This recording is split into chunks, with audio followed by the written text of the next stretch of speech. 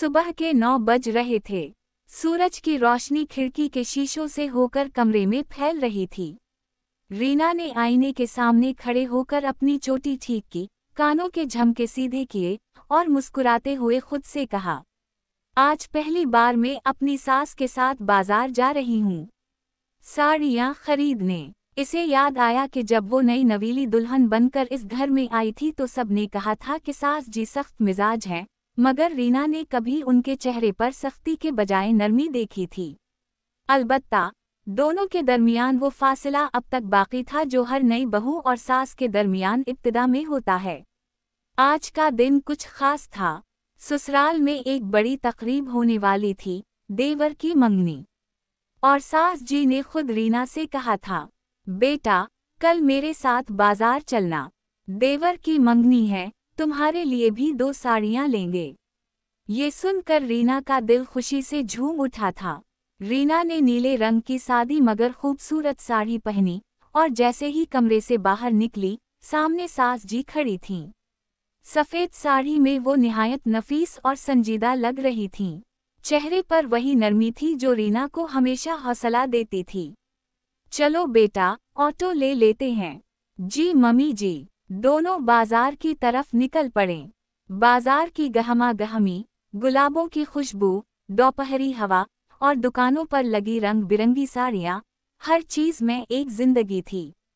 सास जी की नज़रें साड़ियों पर रुक जातीं, वो हाथ लगाकर कपड़े की नरमी परखतीं, कभी बोलतें, ये कुछ ज्यादा चमकदार है, कभी कहतीं, ये बहू पहनेगी तो अच्छी लगेगी। रीना मुस्कुराती रहती। वो खुद कुछ कहना चाहती थी मगर हिचकिचाती थी। इसे लगता था कि अगर उसने अपनी पसंद बताई तो कहीं सास जी को बुरा ना लग जाए। एक दुकान पर पहुंचकर सास जी ने कहा, यही दुकान ठीक लग रही है, साड़ियाँ अच्छी हैं यहाँ। दुकान में दाखिल होते ही एक खुश मिजाज सी लड़की ने उनका इस्तकबाल किया। नमस्ते आंटी जी। नमस्ते दीदी। आज किस रंग की साड़ियाँ दिखाऊं? सास जी ने नरमी से कहा, हमें 2 साड़ियाँ चाहिए, एक बहू के लिए, एक मेरे लिए। तकरीब है घर में। दुकानदार लड़की ने फौरन कई रंग निकाल दिए, गुलाबी, ज़फ़रानी, सब्ज, नीला, सुर्ख। रीना की नज़रें ज़फ़रानी साड़ी पर टक गईं। वो बहुत प्यारी थी, हल्की चमक के साथ। मगर इसने कुछ नहीं कहा। सास जी ने देखा, बेटा ये ज़फ़रानी रंग तुम्हें पसंद है ना? तुम्हारी आंखों में चमक आ गई। रीना चौंक गई। जी मम्मी जी, ये बहुत खूबसूरत है, तो यही ले लो। कभी कभी अपनी पसंद भी बतानी चाहिए। रीना के दिल में जैसे कोई गांठ खल गई। वो मुस्कुराई। उसी वक्त दुकानदार ने सास जी के लिए एक सफ़ेद और सुनहरी बॉर्डर वाली साड़ी दिखाई। ये आप पे बहुत जचेगी आंटी जी। सास जी ने साड़ी उठाकर देखा, मगर उनकी आंखों में एक पुरानी याद झलक गई। ऐसी साड़ी तुम्हारे ससुर को बहुत पसंद थी। उनकी आवाज़ भरा गई। रीना ने फौरन उनका हाथ थामा। पापा जी को ज़रूर अच्छा लगता होगा, आप पे तो हर रंग जचता है। सास जी ने पहली बार बहू को गौर से देखा। तुम्हारे दिल में बहुत नरमी है बेटा। तुम्हारे आने के बाद घर में खुशबू सी फैल गई है। रीना की आंखें नम हो गईं। वो कुछ कहने ही वाली थी कि अचानक एक आवाज़ आई, अरे वाह अम्मी जी, आप भी यहाँ। ये रीना की ननद नीना थी। वो हाथ में मोबाइल लिए दुकान में दाखिल हुई। अम्मी जी, मैं तो सोच रही थी आपको सरप्राइज दूं, मगर लगता है आप बहू को शॉपिंग सिखा रही हैं। सास जी हंस दें, हाँ भाई, आज हम दोनों की जोड़ी बाजार में छा गई है। तीनों ने हंसी मजाक में वक्त गुजारा। नीना ने भी बहू को छेड़ते हुए कहा, भाभी, ये ज़फ़रानी साड़ी तो वाकई आप पर जचेगी। देवर की मंगनी में सबकी नज़रें आप पर होंगी। रीना शर्म से मुस्कुरा गई।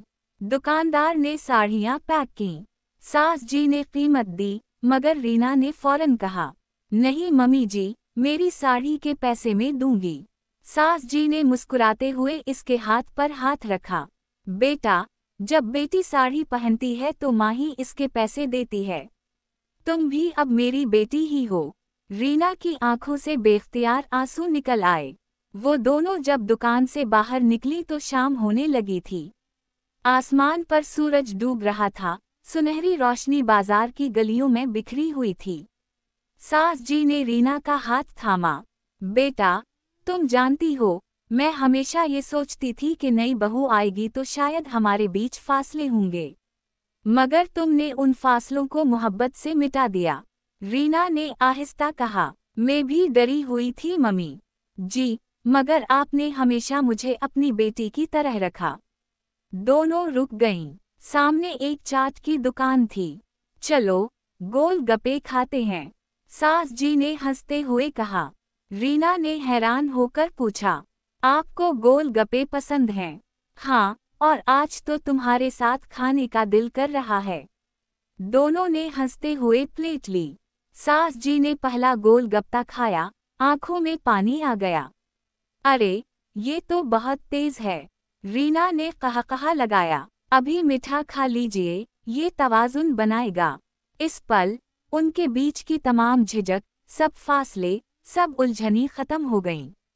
वो अब सिर्फ सास और बहू नहीं, बल्कि एक माँ और बेटी बन गई थीं।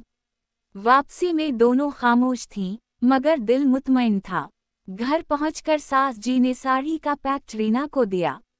ये तुम्हारी पहली साड़ी है जो हमने साथ खरीदी, संभाल कर रखना। रीना ने नरमी से जवाब दिया।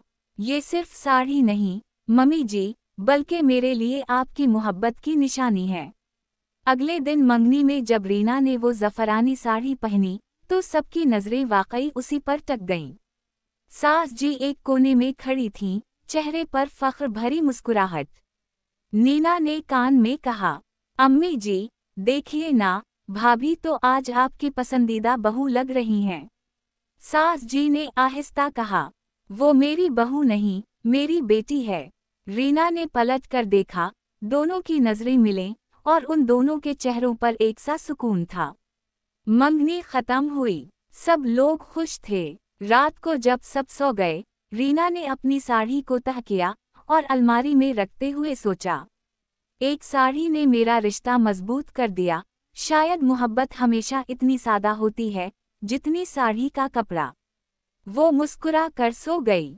Dash dash dash. अखलाकी सबक। रिश्ते कभी खुद ब खुद मजबूत नहीं होते, इन्हें मोहब्बत, समझदारी और एहतराम से बुना जाता है। सास अगर माँ का रूप बन जाए और बहू अगर बेटी का दिल लेकर आए, तो घर में हमेशा खुशियों के रंग बिखरते हैं।